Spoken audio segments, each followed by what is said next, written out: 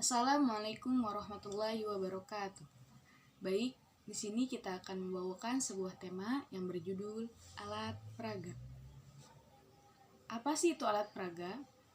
Menurut para ahli berikut, yang pertama, menurut Genge adalah suatu komponen belajar di lingkungan siswa.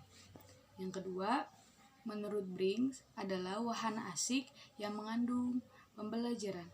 Yang ketiga, menurut Scrum adalah suatu teknik untuk menyampaikan pesan kepada siswa.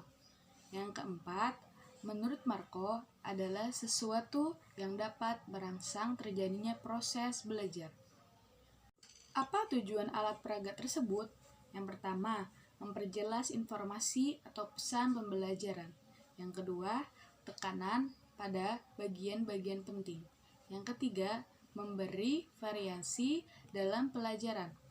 Yang keempat, memperjelas struktur pelajaran dan motivasi siswa belajar. Bentuk-bentuk alat peraga sebagai berikut. Yang pertama, ada buku, koran, majalah, atau bahan-bahan cetak.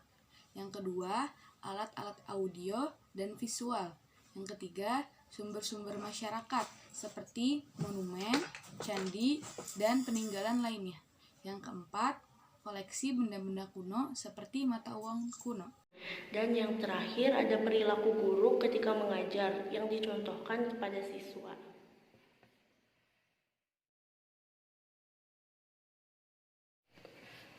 Selanjutnya ada menganalisis materi IPA.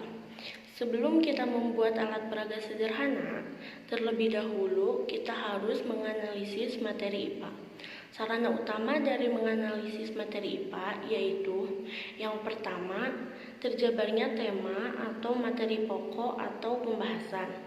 Yang kedua, terpilihnya pendekatan dan metode yang efektif dan efisien. Yang ketiga, terpilihnya alat peraga atau sarana pembelajaran yang tepat atau cocok. Dan yang keempat, yang terakhir, ada terjadinya alokasi yang sesuai. Ada 3 kelayakan untuk memilih alat peraga yang baik. Yang pertama ada kelayakan praktis, yaitu atas dasar praktis, yakni yang pertama pengenalan dan pemahaman guru dengan jenis alat peraga. Yang kedua, ketersediaan alat peraga di lingkungan belajar setempat. Dan yang ketiga, ketersediaan waktu untuk mempersiapkannya. Yang keempat, ketersediaan sarana dan fasilitas pendukungnya. Dan yang kelima, keluasan, yaitu mudah dibawa serta mudah digunakan pada waktu kapan dan digunakan oleh siapa saja.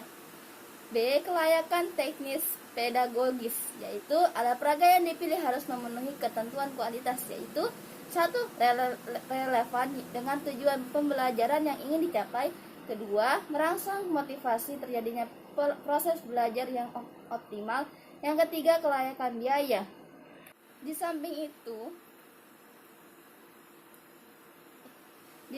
itu, alat peraga sederhana yang kita buat harus memiliki nilai bantu terhadap pelajaran yang dapat kita nyatakan dengan output pedagogis, yaitu hasil interaksi dari kegunaan alat peraga dengan yang dibutuhkan dalam proses belajar mengajar.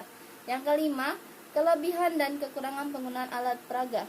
Adapun kelebihan dan kekurangan alat peraga dalam pengajaran yaitu kelebihannya penggunaan alat peraga yaitu menumbuhkan minat belajar siswa karena pelajaran menjadi lebih menarik.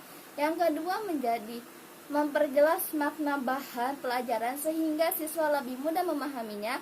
Dan yang ketiga, mengajar akan lebih bervariasi sehingga siswa tidak akan mudah bosan.